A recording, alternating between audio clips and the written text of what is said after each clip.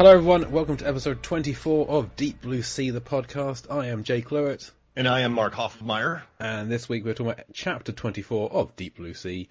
And we have another fantastic guest for you. Joining us from Forgotten Films, the Forgotten Filmcast, and the Walt Sent Me podcast is Todd Liebenow. Todd, welcome to the show. Thanks for having me. Great to be here. Now, unfortunately, you joined us for the first silent chapter of the film.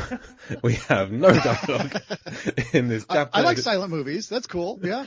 Yes, you're the perfect guest for this chapter, the chapter where Carter and Scoggins achieve their mission in the wet lab, in the lab, to empty out the bilge pumps, and then Scoggins bids farewell from the film. We all pour a drink out for Scoggins. How happy were you to see the wet lab be completely submerged? It's living up to its name. Yeah. And hey, Todd, can I ask you a question? Absolutely. All right. So you and I did an episode about Tremors on the Movies, Films, and Flicks podcast. Yes. So let's say the sharks and the Tremors swapped places. Which one would... And presumably the sharks, yes, aside from dying very quickly, a horrible drowning death from the graboids and just sheer terror, like Ryan Reynolds-esque buried treatment from the sharks in Deep Blue Sea, right? Just death. But let's say they swap places and could make it work. Which would be the better movie? Would you rather watch Tremors so when with you sharks? say swap places, so it's like land sharks in Tremors and sea graboids. and graboids under the sea. Ooh. I think I always got to go with graboids. Graboids are just, I don't know. They're more intimidating to me. I mean, yeah, the shark's got a mouthful of teeth and all that, but graboids have little graboids where their teeth should be. And that's one of the things I always found just the most intimidating. It's not just the big graboid, it's the little tongues or whatever they are that come out, and all that. So, but I guess, did we talk about this on the show? Can the graboids crawl backwards? Because the sharks can swim backwards. Oh, well, they've been modified, so yes. I don't think the graboids can go backwards because that's, how they get them. They run them into those walls and things like that, or launch them off a cliff. If the graboids were wise to that, they'd just back up and turn around or something. Whoa, so the graboids are already super smart. They understand tricks. Remember that towards the end with the dynamite? And they spit it back out. So you make them smarter. That could cure Alzheimer's right there. I mean, yes. I think they totally.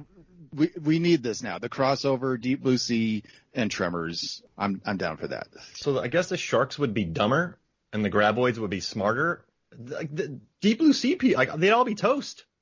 I'm on the graboids page on the Tremors wiki, and there is no reference to them being able to turn backwards. They can turn quickly, but they don't seem to be able to travel backwards. So I think that is a deficiency of the graboids. Oh man! And could they swim? Because they just got those little things on them. Well, they're like little tiny fins, they're like eels. Yeah, exactly. Basically, just giant eels. Man, imagine that movie. It's terrifying. Just Sam Jackson's making his speech, and two of the little things wrap around his legs, and then just pull him in the water. Oh man! And you bring back Fred Ward, so that that'd be good. Oh, do we put Kevin Bacon in the Carter role? Oh yeah. You could swap everybody and just have a perfect movie. Reba's in there as all right, so like if we recast Deep Blue Sea with the Tremors cast, who's who then? Yeah, that's a good idea. Oh man, Burt Gummer is the scientist, right? Just a fun Would name. you say? Michael Gross is Jim, right? Oh, he's Stellan Skarsgård. I got you. Okay. And then would that make Heather Janice, but then they just blow up, but they have a ton of guns on the thing? So, the character Rhonda LeBeck, do you know the actress's name of Rhonda LeBeck? It's Finn Carter.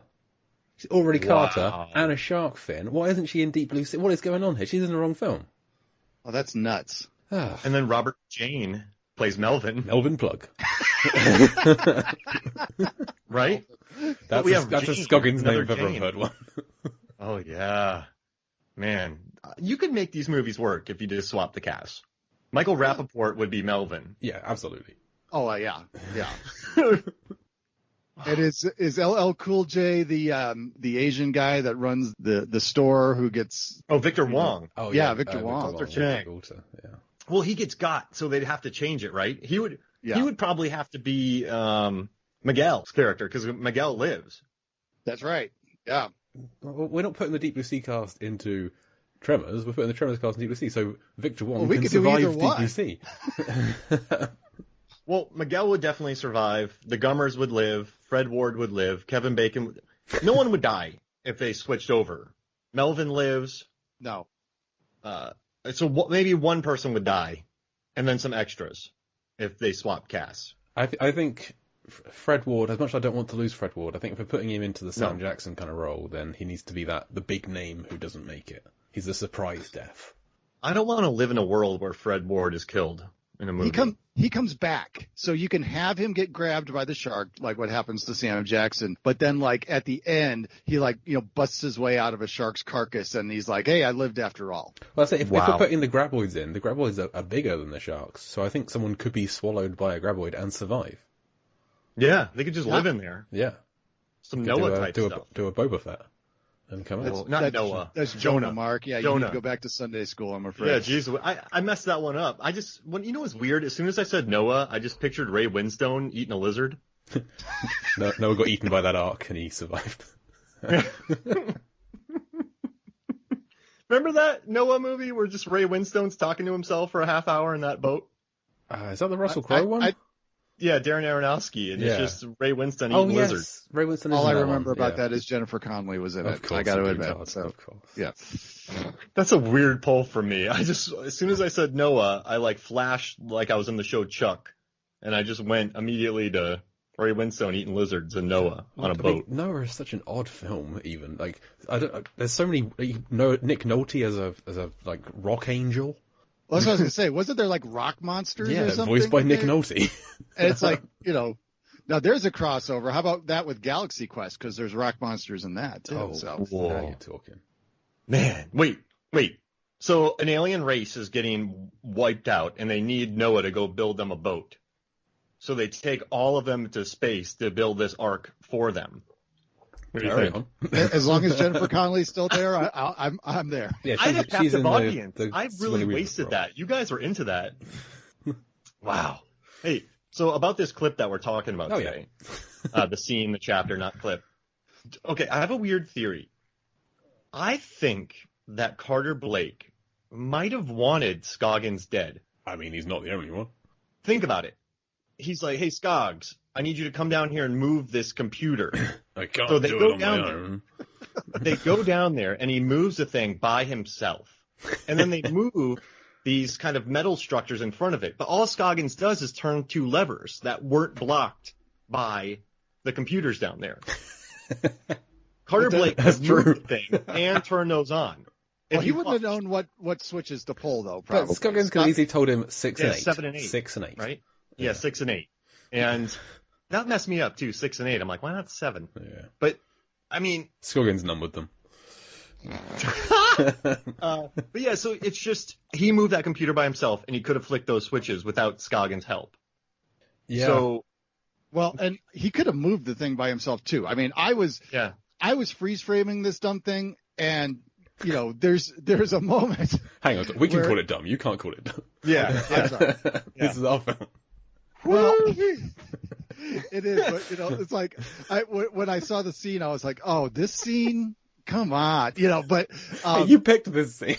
I don't have the chapters memorized, Jay. Okay, I just picked one randomly, but. The camera pans down, and a fraction of a second before it cuts away from us seeing this bank of computers or whatever they're move, you can clearly see there's wheels on this thing. So did he really need him to move that thing? I'm going, do wheels stop working underwater? Because I think that one person could have moved this thing just fine. That's going to be a song in our musical, Deep Blue Sea, the musical. Do wheels not work underwater? And it's sung by Scoggins. Sung by the top half of Scoggins, whilst the bottom half is carried off by a shark. Oh my gosh! And it's just a Meatloaf-esque song, 8 minutes long, a lot of crescendos, a lot of repetition, and just a thunderous. The sound of motorcycles revving, things, all the things you get in a Meatloaf song. Exactly. And at the end of it, someone just ramps. A ramp in the background with a motorcycle, and you never see it again. see a motorcycle ramping a thing. Well, that's what Carter's straining to move. He's straining to move a motorcycle that's revving the whole time. Yeah. He's got a great underwater straining face. Oh, beautiful. Yeah. Oh no, they definitely didn't make it easy for him down there. I mean, they were straining. Yeah, like, that's a good strain face. Listening to the commentary, Rennie Harlan was saying if they got 15 seconds worth of acting between like a breath, they considered it good. And they had divers just out a shot with extra oxygen for the actors, so every 15 seconds or so they could get another breath and come back and shift the big bank of monitors again. This didn't sound like fun to film at all. No, it was just wet the whole time. Yeah. It's like hard rain-esque, horrible. Well, that's the thing. All these scenes that take place underwater, I go, man, they're holding their breath a heck of a lot longer than I ever could. You know, I think that's a requirement of these types of scenes, is that they just have to keep going and going well past the point where the audience would go, man, I'd be dead by now. And two chapters ago, Scoggins, in a deleted scene, said that he couldn't do 60 seconds no air. And it's interesting to notice that at 52 seconds into this chapter, he ain't alive anymore, so he was right. Yeah. Oh, man. And once he does that okay motion, like, hey, like, oh man, he's going to get got. But I'm telling you, Carter Blake wanted him gone. And what I love most about this clip is the shark was just watching. The shark was just going like, hey, what are they doing? Wait, are they switching? What are they turning knobs? Like, what? I didn't even think about that. Have they done it yet? Do you think the shark was annoyed, though, that it didn't know about those two auxiliary things that opened up the bilges on the stairways? Do you think the shark was annoyed that that's part of its plan it didn't see coming? Or did it? I mean, if the sharks are so darn intelligent, maybe it did know. Maybe this was the plan all along. I think it did, because it needs what happens at the end of this chapter to happen, which is when Carter... we have another door opening. Guys, another chapter ends with a door being opened. Happens all the time. Carter opens the door and floods a whole other level. Yeah. And like, so the sharks needed them to come back into the wet lab to do this, to then open that door to flood that level. So I reckon the sharks did know. And I don't think that shark was sat waiting in the wet lab for it, because the wet lab is the easiest room for the sharks to get into, because there is a giant hole in one side of it. So that shark could have been anywhere. They could have just like, hang on, I can smell Carter's arm, that hemorrhaging of the blood. I can smell it. Let's go. It just found him. His bathroom love didn't take care of it. Yeah. I can still smell the hemorrhaging. I think the shark is very, conscious of its entrance too, because it comes in and it's literally like swimming down the stairs. Yeah, and I'm like, what are we trying to do? Gone with the Wind here or something like that? It's like the big entrance down the stairway. It's like Titanic. They filmed Titanic there, and there's a famous staircase scene. Oh yeah, yeah. I love the Two Old Queens podcast. It's a great podcast where they're trying to work out what is the gayest film ever, and they have a whole different set of criteria to determine how gay a film is. And one of them is entrances with pizzazz. The more entrances with pizzazz a film has, the gayer it is on their scale. And this would definitely count as an entrance with pizzazz. This shark coming in down the stairs, attacking Scoggins. It's fantastic. So where is Deep Blue Sea on the list of gayest films ever? They haven't covered it, goddammit. I think it'll be up there. I mean, one of their criteria is broken glass or shattered glass. And just that... It's a wonderful podcast. So they would love the Friday the 13th franchise. Because there's so much broken glass in it. I think they did a whole Patreon spin-off where they've just finished working out what is the gayest Nightmare on Elm Street franchise. I don't think they've done Friday the 13th yet. But all in good time, I think. And Nightmare on Elm Street is easy because it's the second one. Yeah. That documentary is out, by the way, on Shudder. It's fun. Oh, cool. Yeah, about it. I don't know if you've heard about it. Not the Never Sleep Alone. They did a specific documentary about the second film. Yeah. Yeah. But, no, wait. All right. So the entrance down the stairs, my mind's kind of blown here because that's the shark. Man, that's a Titanic callback. Yeah. Or She's All That. Or not another teen movie. One of the two. I like the She's All That comparison. Yeah. Yeah. I mean, just walking down the stairs. Was the shark wearing glasses earlier in the movie? I mean, it is super intelligent. So this is the hot entrance for the shark. And the coveralls. It's post makeover. Yeah. I've really begun to confuse She's All That with not another teen movie where she falls through the staircase. I mean, it doesn't help that I saw not another teen movie before all of the teen films it references. So